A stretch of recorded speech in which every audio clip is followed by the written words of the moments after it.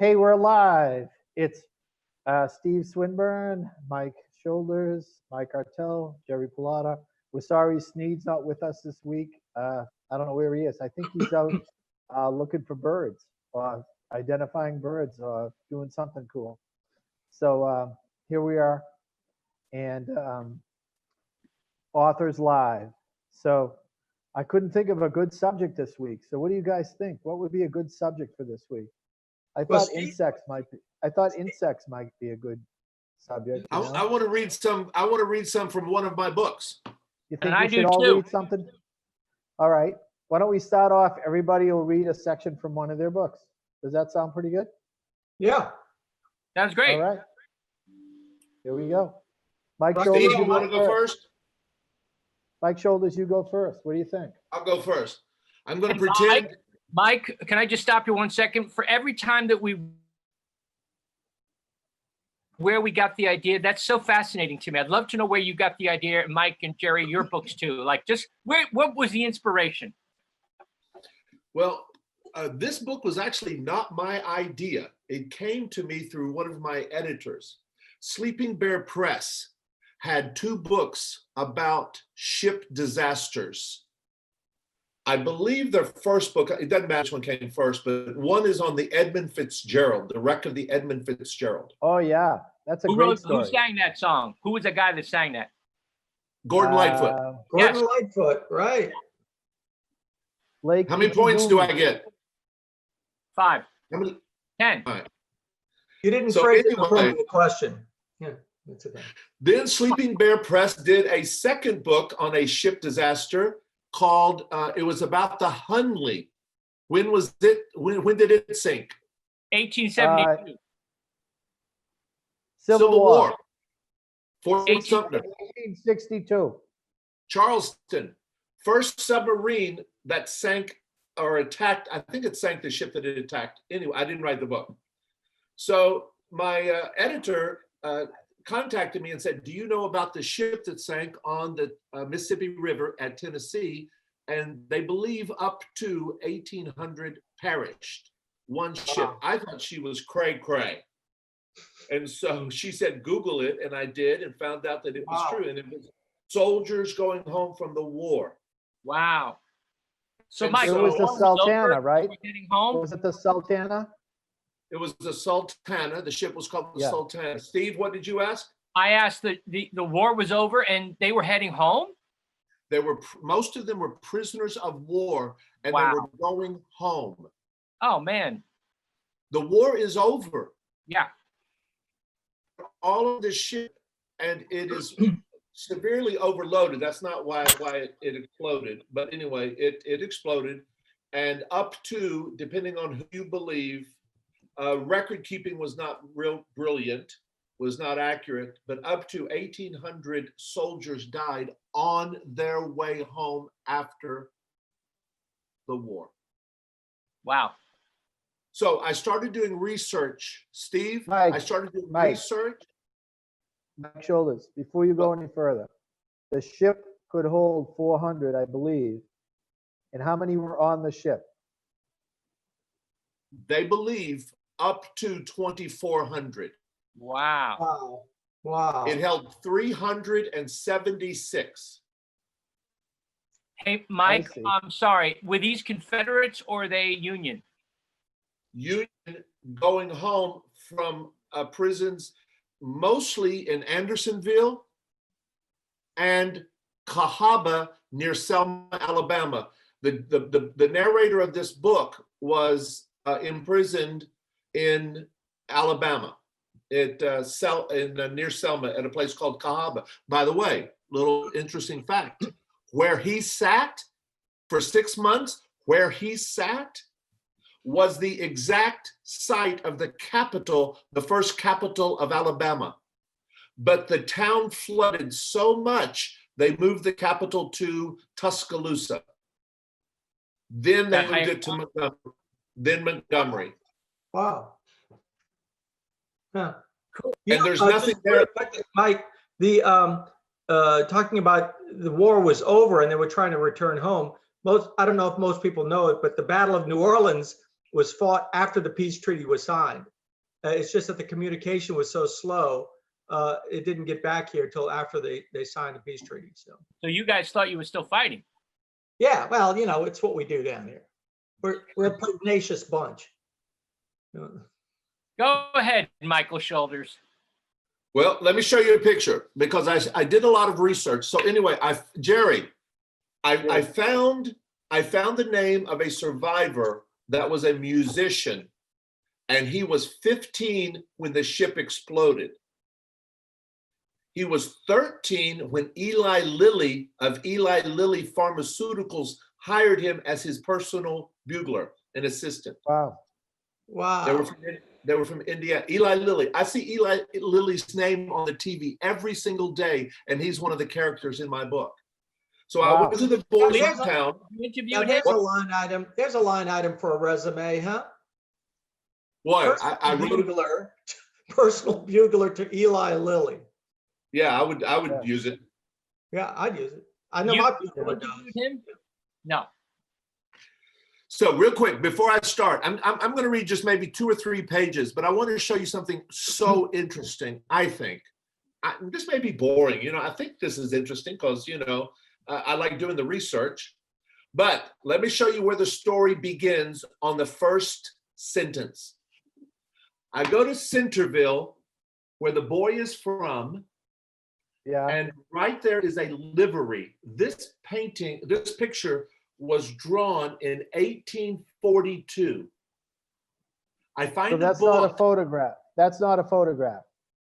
No, it's 42. Yeah, it's a drawing of the town. I found a book about the town that had all of the scenery in the town, all the buildings. And so this right here is the livery, and he is standing just inside that door. Mm-hmm. So I had a visual of what the scene looked like before it begins. And so I'm going to treat you like you're 5th graders. Clean off your desk. Mike, excuse me, teacher Mr. Shoulders. You have to go to the bathroom? No, I'm good. What was the audience? Who was the audience? What grades? Well, that's tricky. It's about American history, so it's good for 5th grade. It should be a fairly easy read for 4th grade, but it's also used a lot in 8th grade because they also do American history. But the text is rather large. You can get through it quickly, and you'll hear the readability. By the way, let me say this. I'm reading this book with permission from Sleeping Bear Press. And they allowed me to put the first chapter, which is actually the prologue, online. Steve, pencil off your desk, please. Teacher. Pencil. Yes, sir. Teacher, Jerry. can I tell a joke before you start? Can I tell a joke? Yes, Jerry, one joke. Groucho Marx said he caught an elephant. He tried to pull the tusks out. They were in so hard. He moved to Alabama where the tusks are looser.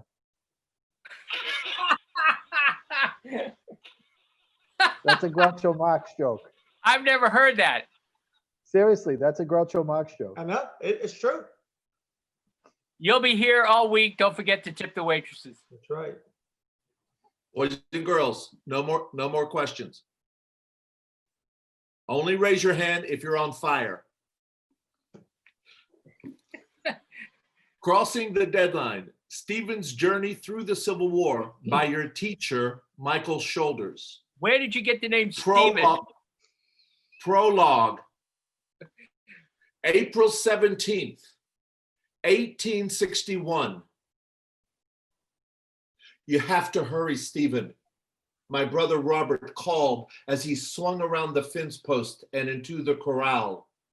He was out of breath from running to Clem's livery, where I was mucking stalls. Dad's going, and you have to hurry soon. I'd been expecting that moment for days, dreading it. Dad had coughed up blood all the night before. The air in our room at the boarding house was filled with the stench of his soiled sheets. The doctors told us it wouldn't be long. I shouldn't have left the house when I did, but cleaning up after horses for my uncle was better than having to watch it happen. Robert turned and ran home, but I took time to scrub the pitchfork. I hung it back up next to the buckets on the wall. Scraping manure from my boots with a stick ate up a couple of more minutes. I'd never seen anybody die. And Dad did not need to be my first. For months, consumption had slowly eaten his body like a flame chewing through a candle. Telegraphs from relatives in Pennsylvania and New York had arrived, expressing regrets of his pending death, as if witnessing his last breath was as sacred as attending church. Sadly, we're unable to accept the solemn honor of accompanying James at his death, my aunt wrote. What honor?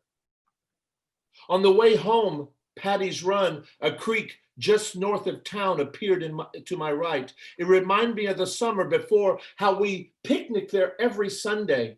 Dad chased Mom with crawdads around the trees, bushes, and into the creek. He threatened to let them pinch her. She shrieked like a train whistle, all the while knowing he'd never allow any harm to come to a hair on her head. One time, Dad fell asleep under a tree. Mom offered a nickel to me or Robert, whoever came back first with a crawdad. Robert, 7 years older than me, he beat me and presented her with a long, large brown one. He pinned its tail to the ground while Mom squeezed its back between her fingers and thumb, lifting up the crawdad with a firm hold. She placed the pinchers above Dad's lips until it found his nose and it latched on tight like a tick. I never heard Dad yelp so loud or Mom laughed so long. I think that's enough there. The rest of the chapter ends. He makes it home. He makes it home. And he does witness his father passing in the prologue. Mike, you have a question? Or is that a picture of me? You were drawing a picture of me instead of... I didn't do it. I didn't do it. You think you're gonna grow up to be an artist or something? Apparently not. Hey, Michael Shoulders, I really like that a lot. So Yes. your main character is Stephen, and he goes on this this ship that eventually gets. Can we ask, or is he going to give away the book if he survives? He does survive. I did pick a survivor of the Sultana. And he did survive it. And he ends up I actually went to his grave. He's in Texas. Wow. And I went to his grave, and I know this sounds trite. This is the most trite thing you'll hear in 2 months, but we had a little chat. And I said, Stephen, I hope I did you some justice here. By the way, I will say this, Steve, one thing I hope the book teaches people is that we need each other. And right as the book was coming out, I heard on TV someone say a phrase, and it's how I sign every one of these books. And this is how it goes. So I'll put to Steve Swinburne, if you want to go fast, travel alone. But if you want to go far, travel together. Nice. Nice. Yeah. That's a lot of writing in a Where'd you hear that? Did you invent that? I do that on every book that I sign to people. Now, if I have 30, 40 people in line, I can't. Right. But generally, it's going okay, and I could write that in there. And so Stephen only gets through the war by the help of other people. Yeah. No, that's beautiful, Mike. Mike, one of the things that I'm really glad you did, you put so much, the sense of smell at the beginning when you started reading. That's something that, I think about all the time, like in the past, the smell. How did people smell? And also, can you imagine in those situations that you were just describing? I mean, the pilgrim ships, the prisoner of war ships, the below decks, the stench. It had to be horrific. And so I'm glad you touched on, you incorporate a lot of the sense of smell in there. Well, for those who are not published writers who might be listening, editors often say, you've got to open up with something powerful. You can't let the scene develop for 15, 20, 30 pages to get your reader. There are actually, editors sometimes will do first line critiques. In other words, grab them with the first line. Jerry, here, wait a minute. And I actually made a note of that, Mike, that you hook the reader, and you hook the reader right in when on your first line. I think first lines, I love to read first lines in books. I love the first line of this book right here. Each little bird that sings, a National Book Award finalist. And in the dedication, she mentioned someone gave her this line. Listen to this. This is a great first line for a book. And this is, of course, by Deborah Wiles. Jerry, we mentioned this a week or two ago. Yeah. Chapter 1. I come from a family with a lot of dead people. Yeah, that's great. You know that's going to be a good book. Yeah, yeah. By the way, you just got a thumbs up from Susan Hutchins too, Mike, on the chat. I love Susan. Yeah. She's awesome. Rachel Johnson. That's says, like Jaws. Jaws starts with a fish sense the change in the rhythm of the sea. Yeah, that great. And you know that a teenager is about to get it. Yeah. Yeah. Yeah. Okay, who wants to go next? Well, if we're sticking on novels, Jerry, you okay if I read a page or two of this? You guys are the boss. Let's go. Go ahead. All right, Mike, your book was probably 4th, 5th grade and up. This book here called Whiff and Dirty George, the Zebra Incident. I'll tell you how I got the idea for this. I spent the first 8 years of my life in London, England, and my mom called me Whiff.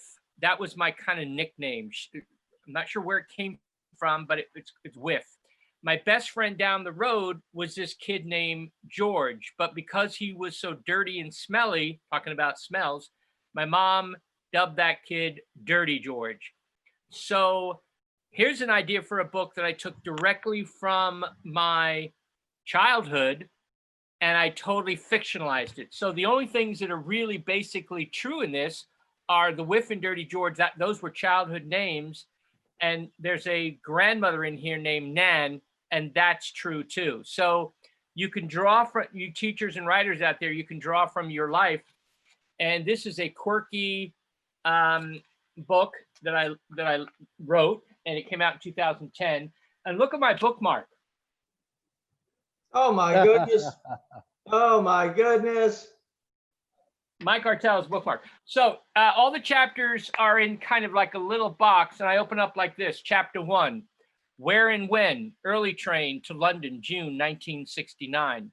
Who, William, Whiff King, George, Dirty George Potts, and other passengers. Sound, clickety-clack, clickety-clack, clickety-clack. So in every chapter opening, I want to kind of set the stage. It's kind of like a theater, like screen directions. First line, me trousers are falling down, cried Dirty George. Mine too, said Whiff. What's going on? It's mad, said Whiff. Whiff checked his wristwatch, 7:25 a.m. exactly. The train to Paddington Station had just crawled to a stop when every zipper unzipped, every buckle unbuckled, every button unbuttoned. The railway car burst into bedlam. Handbags yawned wide. Briefcases sprung open, fountain pens zoomed by Whiff's nose. Passengers shoved and struggled to grab their trousers and skirts. Dirty George had never seen so many pairs of pink polka dot undies. Eyeglasses, cufflinks, hairpins, and brooches hurtled to the floor. Belts curled around ankles like snakes. A weird energy force had invaded the train, pulling everything downward. Dirty George tried to yank up his trousers. Here, use this. Whiff dug out some rope from his rucksack and tossed it to Dirty George. Rucksack is a backpack. Then he wrenched the rope that held up his own trousers. What's that whirring noise? It's coming from over there, said Whiff, pointing to a luggage rack 5 rows ahead. At that moment, as soon as you hear phrases like that, suddenly or at that moment, the action is going to change. At that moment, the door to car number 3 swung open and in stepped a large rabbit. The rabbit straddled a seat and blew a silver whistle dangling from its neck. The passengers looked up. Say cheese. A white flash filled car number 3 as the man in the rabbit suit snapped a photo. Then he reached above the luggage rack, grabbed a small silver disc, and dashed through the train's open door. The speakers filled the railroad car with the sound of a maniacal laugh. Ha ha ha ha ha ha! Crikey, who was that? Cried Dirty George. I don't know, but come on, said Whiff. Let's chase that rabbit. Whiff, do we have to? Come on, mate. Let's see what he's up to. Whiff squeezed through the car door, crowded car to the exit. If there was one thing Whiff and Dirty George could do, it was run. They excelled at running. If they took a class in running, they'd get A's. When school bullies threatened to pummel you because you had no parents, Whiff, or wallop you because you were poor and smelled of socks and old fish, Dirty George, you found your legs. The boys ducked through a passenger car door. They spotted the rabbit escaping along a deserted part of the platform. Whiff dug out a length of rope. The boys tugged their straps on their rucksack and took off like sprinters. Whiff tied a slip knot on the run. He'd practiced tying knots while running 100 times before. Ever since his hands could grasp, Whiff had messed about with rope. Whiff grew up believing that when your parents are tragically killed while watching a lasso demonstration at a Texas rodeo, you never, ever want to find yourself trapped by a rope. He'd practiced tying and untying knots every day, every spare moment. He was the best. The boys caught up with the rabbit as the end of the platform. Whiff flung the noose. The knot snagged the rabbit's arm, and the boys planted their feet and tugged. The rabbit jerked to a halt. He spun to face his pursuers, and gripping the rope with one hand, pulled both boys toward him. Crikey, Whiff, it's Super Rabbit. Now what? It wasn't the first time Whiff had landed in a sticky situation. Nan, Whiff's grandmother, pleaded with him to think before he leaped, but Whiff kept leaping. And his run-ins with neighborhood ruffians and school thugs earned him black eyes and a thin white scar above his upper lip. For an instant, Whiff thought how easy it would be to release the rope and run, but he'd saved his pennies to buy this good strand of double-braided nylon rope, and he wasn't about to lose it. Whiff and Dirty George leaned back on the heels and tugged with everything they had, but the rabbit dragged him closer. When they'd reached arm's length, the rabbit flashed a smile of dagger white-like teeth. Look like the rabbits outsmarted the foxes, eh, lads? Mister, we only wanted to have a look at that silver disc, said Whiff. Shut up, you cheeky tykes, said the rabbit.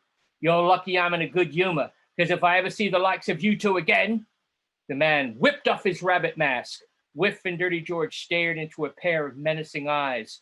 Gray black whiskers and an untamable mass of greasy black hair framed the man's twisted smile. The boys recoiled at the villain's teeth and vile breath. I'll have your throats, said the rabbit with a wicked grin. He held Whiff's rope up to his mouth. He sliced it cleanly in one bite, sprang from the platform, scuttled across the tracks, and vanished down a dark tunnel like a rat racing to its hole. Yay. Well done. Whiff and Dirty George. By Stephen Swinburne. Mike is muted. Hey, Steve, let me ask you a question. You lived there a long time ago. The phrases that you used, did you have to go back and look those things up, or are those from memory, Steve? Those are from memories. Those are part of my DNA. My mom and dad and brother, sister, we were all from England. So it's phrases we use. And when I've returned to England, I kind of pick up that English accent again. So cheeky, rucksack. And these are words, by the way, I have a glossary in the back of the book. So A cuppa? Cup of tea. Yeah, there you go. Cup of tea. And you have a glossary in the back of the book. So good catch, Mike. This is for an American audience, so I don't want them to stumble over the definition. I don't want that. But you want it to be authentic. What's that? You want it to be authentic. Exactly. I want to be authentic and real and honest and true, but I don't want to have them stumble over the action. You know. Yeah. Very good. Well done. Excellent. Okay, Mikey Artell, you're up next. Okay, I'm going to read a little bit from Mason Madrid is a very funny kid. Love that book. Okay, thanks, Mike. This book is about a little guy who's a class clown. It's semi-autobiographical. And I believe too very strongly that books have to start with good, strong first lines, first paragraphs. So I'll just show you. Here's the first page. You have to see him. Ha. The title is It's What I Do, Chapter 1. Excuse me, Miss Evans. May I please be excused? My head fell off.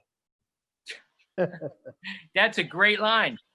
I'm sitting in my desk and I've pulled the neck of my sweater over the top of my head. I look perfectly normal, except my head seems to be missing. Miss Evans sighs deeply and looks up from the papers she's grading.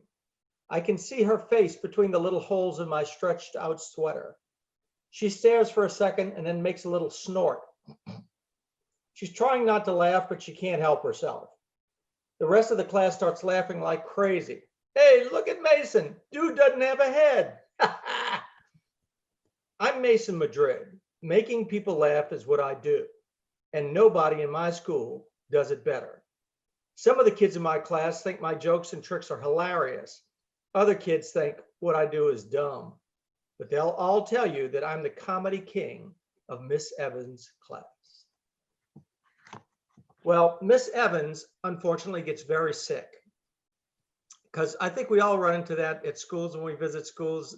Sometimes I'll say, well, the teacher's out, she's quite ill. And so I said, well, let's address that a little bit. So Miss Evans gets very sick and they have a substitute. And they're not telling the kids much information, only that Miss Evans is going to be out and the substitute's going to be taking her place. Well, unfortunately for the substitute, his real name is Mr. Boogar. And kids, that's low-hanging fruit, right? Especially for Mason. That's too easy. Just too easy. So anyway, they're in class and they're doing the introductions and all. So Mason decides that here's his chance. So he says, attention, Mason's brain cells. The principal is gone. The sun is in the room. The sub is in the room. It's time for the comedy king to spring into action. Roger that, Captain Mason. Game on. I raise my hand. Yes, Mr. Boogar smiles. Mr. Boogar, where's Miss Evans? Well, she's out on sick leave for a while. What's wrong with her? That's private. You'll have to ask Mr. Scorlich if you want more information. Is she coming back? She plans to. Did you tell her that we never have, did she tell you that we never have quizzes on Mondays? No, she didn't. Are we having a quiz today? Yes, we are. Is it a hard quiz? No, it's not. It's snot? What? You said the quiz was snot. My classmates begin to look at me. They know that the comedy king is about to work his comedy magic. You asked me if the quiz was hard, and I said, it's not, Mr. Boogar explains. It's snot? I ask again, pretending to be confused. Some of the kids are giggling now. Then Mr. Boogar stops smiling and starts walking toward me. Uh-oh, I think I might have pushed this snot thing a little too far. Mental note, can you actually push snot? I'll have to Google that later. What's your name? Mason. Well, Mason, I'm going to be here every day for a while, so we might as well get something straight. When I was about your age, I was the funniest kid who had ever been born until that time. If they had given out Olympic medals for funniness, I would have won the gold. If they put my ability to make people laugh in a box, my skills would have come in the box the size of an office building. And if they gave out money for the kid who could think of the wildest, craziest, funniest, world-class jokes and tricks, I would have been a multi-bazillionaire. In other words, Mason, I used to be a lot like you. Then he bends over until we are face to face. So I'm going to be watching you very closely, he says slowly. And the chances are that before you can do or say anything that will disrupt my class, I'll see it coming and I'll squash it like a bug. Yeah. And then he smiles this creepy mad scientist smile at me. After a couple of seconds, he stands up again and walks back to the front of the classroom. I'm frozen in my chair. This guy isn't your normal sub, and he sure doesn't seem like he would have been a funny kid to me. I think he was just trying to scare me. That's what he was trying to do. Mission accomplished. That's Whoa. chapter 1. Anyway, thank you. Jerry, All right. I love that book. thanks. I think I contacted you after I read it, said that was You did. time well spent. You did. Thanks, Mike. I appreciate the kind review. Thank you. All right. So I'm up next. You the man. Well, I'll tell a couple stories because someone said you love to hear stories about how you thought of books. Well, I've already said this before, but my son loved skulls when he was 10 years old, 8 years old. So I thought I would do a skull book. Which I son? thought- Neil? Eric. And Eric loved skulls when he was a little kid, and I thought he can't be the only kid in America that loves skulls, right? There must be other kids that love skulls. So I thought, I was trying to think of books that were different because there was a lot of alphabet books being written at the time, and I thought, I got to think of something really different. So I thought of writing a book of skulls. But then I thought I didn't want it to be just a normal alphabet book. It starts like this. I had an extra page in the front. So I started like this. Warning, this book contains the alphabet. If you are afraid of the alphabet, do not read any further. But the whole idea was to look at the book. You don't want to think that it's like a devil worship book or something like that. It's really a science book of skulls. Yeah. You know, so it's not like, there's nothing Jerry, sinister about it. It's a science Jerry, book of skulls. that's a great start to that book. So we're trying to encourage kids to be doctors or, scientists or something, Yeah. right? Right. So the book goes like this. I'll just read, I'm just going to read a couple pages and I'm going to switch to another book. But there's this page right here, and you can see the skull and you can imagine what it is, okay? I'll just give you a clue. Right here, Ralph painted an ant. There's an ant right there. And then there's another ant right there. Oh, So, all right. He left clues. So the book That's goes like great. this. You ready? so I you wanted the don't book to be learn, Jerry, different. you don't learn the skull until a little bit later. I never tell them what the skull is. Oh, cool. You'll see how I wrote the book. So I thought in my head, I got to make the book really different. I got to make it really different. So I call this a deductive reasoning book. You have to figure out what the skulls are from the text and the illustrations and other clues that are left, either by the illustrator or me. But the book goes like this. This is a science book about mammal skulls. A skull is the head of a skeleton. Leg bones, arm bones, rib bones, and back bones are not in this book. That's how the book starts. A is for, we are not telling you. As you read this book, you'll have to use your skull. Actually, what's in your skull? Your brain. Can you guess what animal this is? Think. Its skull is perfectly shaped for eating small six-legged creatures. So there you go. Yeah, That's it's A. a nice twist. Right? That's a nice twist. Yeah. By the way, earlier when you guys were saying you need a really good start to your books, a good opening sentence, Yeah. all I could think of is me saying to you guys, "Oh yeah, I need a good opening salvo." A. It's an A. alphabet book. The first Who That's would see that coming? openings. The A. opening salvo Not is fired across the A. bow. Hey. Some kid at a school. Some kid at a school once asked me, "How do you end your books?" And I go, Z. Z. You know.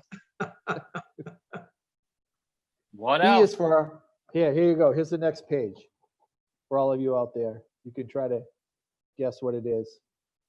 Here's the next page. Oops, sorry. Yeah, that's better right there. People have been telling me to go back, that I'm too close in this Zoom thing. Now we're Yeah. back to in-laws again. Yeah. B is for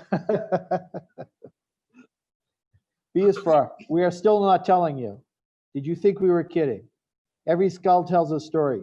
Be a detective. Look for clues in the different parts of the skull. And then it lists them: zygomatic arch, cranium, eye sockets, nasal passage, upper jaw, teeth, lower jaw. You know how you're always thinking of book ideas? Well, I thought of writing a book of human body parts, and I always wondered, where would I ever find a Z? Where would I ever find a Z? And sure enough, I found a Z in the skull right here. Feel right here, you guys. That's your zygomatic arch. Your jaw muscle goes, your jaw muscle goes under the arch. And it makes your jaw move. The muscle goes under this arch right here. Oh, wow. So there's a Z for you. So when I was thinking of writing a book of body parts, which I didn't do, Z is for zygomatic arch. Okay, there was another page I was going to read. I have to think of what it was. So hold on there, guys. Oh, yeah. So I like to put information in the books. I like to put jokes in the books. So here's some pretty cool information, because I didn't know this before I started writing books. R is for, here is the skull with two horns. By the way, there it is. There it is right there. Okay, does that look pretty good? Back Yeah. up. Back up. Yeah. There. Okay. How's that? Yeah. Yeah, it's good. Perfect. R is for, here is a skull with two horns. What is the difference between a horn and an antler? Horns stay attached to the skull, while antlers are shed every year. I didn't know I that. never knew that. So Yeah. I thought it was a great lesson for kids. Like a Yeah. cow has a horn, but a deer has an antler. Right. They'll fall. You can see them in the woods. Find them in the woods. A Wow. white-tailed deer on the front cover of this book has antlers. So there you go. There's some antlers right there on the front cover of the book. A white-tailed deer on the front Wow. cover. I thought there was one more page. Oh yeah, I like to put jokes in the book. And oh, it's not that book. I like to put jokes in the book. Now here's another book I wrote, a Beetle alphabet book. And how did I think of this book? I You was love the trying to think Beatles. of subjects. Yeah, I love to think of subjects, and I thought Beetle. When I think of my childhood, I think Beatles, Beach Boys, Supremes, Lovin' Spoonful, Rolling Stones, the Turtles. I think like that. The When I was animals. thinking of my childhood and the animals. Yes. Sonny and So Cher. I thought. Not so much, I Michael. I thought I would write a book of Beatles and sort of make a joke about it. So, anyways, Nice. I'll show you what I would call a page full of information. So sometimes we try to fill the book with information. So here's one full of information. Here's the tiger beetle. See the tiger beetle? By the way, you can tell a beetle by the straight line down the back. See the straight Yeah. line? That's a beetle. If Oh, it has an X on its back, it's a true bug. All right. So here we go. T is for tiger beetle. This beetle has huge jaws. Beetles are biters. Other insects have different types of mouths. Butterflies are sippers. Houseflies are spongers. Grasshoppers are chewers. Bees are lickers. And mosquitoes are bloodsuckers. So there's a page where I wanted to teach something really interesting to kids, But I didn't want the whole book to be like that, because I think you would lose the kids. yeah. So every now and then, like here's another page full of information. Here's a beetle called the seed beetle. And if you look at the seed beetle, it has really cool antennae. Yeah. And by the way, another characteristic of beetles that I loved teaching kids that I never knew is that beetles have 11 sections in their antenna. So if you look at this antenna right here and you count the sections, they have 11 sections in their antennae. Is that Wow. true for every beetle? Pretty much, yes. It's true. Cool. Cool. So That sounds like something you would make up. nope, I 11. didn't make it up. 11. So I went back through the book and I checked David's illustrations, and he did 11 sections. Wow. Each one. Wow. I didn't have to ask him for any money back, like you're missing a section of page L. But see this right here? Even this one, the seed beetle, Yeah. if you count, there it is right there. 1, 2, 3, 4, 5, 6, 7, 8, 9, 10, 11. Wow. 11 sections in the antennae, right? So here's what I wrote on this page. S is for seed beetle. This seed beetle has comb-shaped antennae. Look through this book for examples of antennae diversity. You will find a thread type, a feather type, a ball at the end type, a saw type, and a bead type. There's also like a hockey stick type, but I didn't, for some reason, I didn't put it on the list there. Yeah, like look at this guy. He has like a hockey stick type of antennae. Oh, You know yeah. what I mean? Yeah. Yeah. So I try to put jokes in the book. So here's a joke I put in it. We'll see if you guys get it. Ready? Here it is right here. I put a spider in just to teach one lesson. Spiders have 8 legs, beetles have 6. I didn't really want to teach much more than that. Plus, spiders do not have wings. Beetles have wings. That's all. I wasn't getting greedy and trying to put tons and tons of stuff in the book. I Yeah. just wanted to teach those 2 things. So then on this one, you ready? Are you looking at me? I said, You're are you looking at me? You're looking at me? I'm a spider, not a beetle. I'm not even an insect. Spiders have 8 legs, not 6. Spiders do not have wings. So I call that my Robert De Niro spider. So Yeah, there you go, right there. You like him? that's good. And I see the resemblance. I see the resemblance. Yeah. I don't know. I think that was all I was going to say. Hey, Jerry, Wow. didn't you hide or didn't the illustrator hide some Beatles songs on that book? Yeah, there's Beatles songs hidden in the book. I love that. Beatles song titles. Now, see the cockroach? He's not a beetle. Look at his back. He doesn't have a straight line. And he has a string for antenna. He doesn't have a 11 section antenna. See that? Huh. So a cockroach is not a beetle. Oh, and this is for you, Mike and Steve, you musicians in the group. How do you like this beetle? I just love this guy. Oh, Right? gosh. So Look I at that. thought I would, take a look at it. What does it look like? A So violin.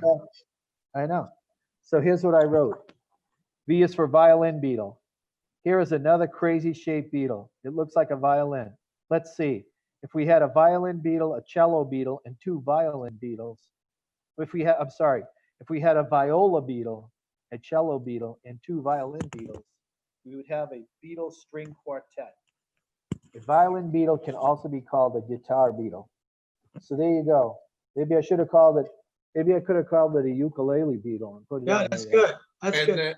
By the way- if you had that quartet, they could have played on Eleanor Rigby. Yeah. That's right. See Hey, right you here? know- all right, It a little bit of says trivia. Do you It know why says, they? while my guitar gently weeps, right there. Nice. Oh, that's While my beautiful. guitar. But Do I'll you- show you a really easy to see Beatles song. And then, You know how they got the name Beatles? yes, Silver from the Beatles. Crickets. Yes, No, it was a play. it's Buddy from, Holly's band was Buddy Holly and the Crickets. Yep, So they made a pun out of beat, having a Yep. great beat. yep. So look right there on the shiny part, and it says, "Oh, darling." See it? Oh, Perfect. yeah. Yeah. Oh, that's great. Wait a minute, I'll Jerry, show you hold it one there, and the rest of us. I don't know if the camera's on you. It went off. Talking. I Do saw again. I saw it. Oh, darling. Please believe me. Hey, Jerry. Very I'll nice, Jerry. never leave Jerry. you alone. Hey, look at Jerry. this one. Ready? Here's one right here. If you look closely, it's right there. It says, I gotta look. I will. I will. Yeah, it says I will. See, I will. Wow. Who knows how long I've loved you? Hey, Jerry. So there you go. Did you suggest There's some that? goofy stuff. There's Did some you goofy suggest stuff that, Jerry? about my books. What's that? Did you suggest that, or did Ralph just do that? Dave Badricki did that. Dave. Yeah. We did it together. But Yeah. it all started with me and Ralph. You know, That is a great idea, man. we Jerry, did how Elvis. deep of a dive did you do on that? Are the song titles, do any of them relate some way to that Beatle in particular, or he just did different ones in different paintings, or is there a deeper know dive what? on that? He did every now and then. He did something goofy, but as a rule, no. Okay, He like Bet he that would put have been super Norwegian hard to wood. do. I'll show you what he did. Like, see this page? It's a beetle that kills pine trees. Yeah, He put Norwegian wood on that page. yeah. He did That goofy works. stuff like that, but he didn't do a lot of it. Well, that would have been way hard to pair songs up with types of Beatles. Yeah. Yeah. Is there a Yoko Ono bug? No, but you guys have to guess, why are there 4 Beatles on the title page? John, There Paul, were George, 4 and Ringo. Beatles. If you look closely, you could see their names on the Beatles, but I don't think I can do it right here. No Yeah, way. you could see one right there. You can see it right there. Hold it up tight and close. Um, No, Beetle won't stay still. it's there somewhere. Stop. Anyways, it's there. Wow. Hey. You know, Jerry, I'm a little bit disappointed because there was a 5th Beatle. Ah, that's right. Yeah, they kicked him out before the book was published. yeah. Well, there was really 6. There was Pete Best, the drummer, that they got rid of. Yeah. He played on at least a couple songs. Right. And then George we- Martin. There was Stu Sutcliffe, who died unexpectedly, Right. you know? I don't know about So, him. Yeah. Oh, hey, guys, we've almost gone a whole hour. wow. So what Hey, do you can I think do we a should quick do? one? Jerry, can I do a Yeah, real go quick? ahead. Yeah, go ahead. Quick one? Yeah. Real quick. A long time ago, I came up with a limerick, and I used to write limericks for highlights for children. And anyway, this limerick, my daughter said, just make a little book out of it. It's so much fun. So here's the book. AB saw AB. Okay. Yes. So here's how it goes, real quickly. Okay. Here's the cast of characters. Right there. A B, a B. Yeah. Okay, so here we go. AB, he said, that's me, I'm a B. Saw a B. Yeah. Yep. Wow, that's a big B, he says. Wow, that's a big B. In the sea, Oh, Okay. cool. a big wet B. And the fish says, this is the sea. See down here, the fish says, this is the sea. So a bee Nice. saw a bee in the sea. And she said And to her she said friend, to her friend, who's also a bee, Her name is Dee. look at me. Oh, Okay, Nice try, Mike. okay. we were on D. She's Aunt Bee. And this just may be the last time you'll see A B? a bee, CAB, CAB. So the limerick is, a bee saw a bee in the sea, and she said to her friend, look at me. And this just may be the last time you'll see a bee see a bee see a bee. wow. That's the limerick. And then I'll show you how to draw a bee. There was an old lady from Hey, Mike. Nantucket. Hey, Mike, Yes. in the mid, I had extra pages. So look, HIB. Ah, there you go. Good. I wanted to Very teach, nice. I Well wanted to done. teach that bees have their wings out and butterflies, beetles fold their wings in. Oh. So it goes A, B, C, D, F, G, H, I, B. HIB. Goes like that. Nice. Okay. Very good. Well, So I was trying to think, since we have a couple minutes, maybe you guys could think of one funny story of something that happened at a Yeah, school. I don't know if I've told you this one. Did I tell you this one where I was in Pennsylvania, as you guys have all been there and done big assemblies? Did a big assembly for 3rd graders, 300 kids. They're all filing out. The end of the day, I was super excited about getting in my car, going home. I've been on the road for about a week. This kid comes up to me, yanks on my shirt as I'm packing up the stage. He goes, Mr. Swinburne, I really love your presentation. I said, oh, thanks so much. He said, but next time, maybe you want to pull up your flyer. oh no. Oh no. And I looked down there, and indeed, the Wow. barn door was open. Barn door was open. Wow. Oh my. Very I said, good. thanks, kid. You could have told me before I started. Yeah, Oh, that's a good one. Yeah. Well, You got- one of my favorite stories is they forgot to give me lunch. They scheduled me and they totally forgot lunch. So it's like 2:00 and I was kind of hungry. Yeah. So they bring me to the lunch ladies and the lunch ladies go, everything's closed. We don't have anything, nothing oh, to eat. no. I go, you don't have anything I could eat? Can I get like an ice cream sandwich or something? No, we don't have anything except a dirty diaper sandwich. And I go, what? She goes, yeah, we have a dirty diaper sandwich. I go, what? So they whip out this jar. It looks like peanut butter, but it was sunflower butter. Okay. Sunflower butter. I've had that. Which It's they pretty now good. call it Wonder Butter instead of peanut butter. Kids can't have Yeah. peanut butter because they're allergic. So they give them what they call Wonder Butter, which is really sunflower seed butter. Huh. So she gets a piece of bread and she puts it on there like that, and she goes, look at it. It's like a dirty diaper. And she hands it to me. And that's what I had for lunch. That is at a great. A school. dirty diaper. That is A Yeah. dirty diaper that's sandwich. great. So there you go. That's Mike, you must have a good story. All the schools you've been at in all the years of teaching, you must have a good story. Michael. He's not talking? He's muted. Yeah? I'm sorry. He's muted? The Amazon guy came to the door and I was afraid the dog was going to bark. So Okay. anyway, two things. Number one time at a school, child center front row. I have never seen so much substance come out of a child's mouth in my life. Oh, no. I have never seen, I've taught, I've been in schools for almost 50 years. I have never seen that much of projectile. And so we didn't have time to clean it up. It was just too much. And we got one of those flat desks and laid it down between the kids Oh. and it. But Oh. anyway, so I'll name this school that I'm going to talk about next, DeKalb West here in Tennessee, in Smithville, Tennessee. The kids dressed up as their favorite author. And so this kid came dressed as Michael Shoulders. And, I'm sorry, I did the wrong thing.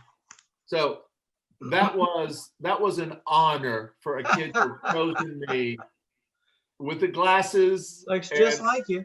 Yeah. My wife, when I showed that to my wife, she could hardly stop laughing.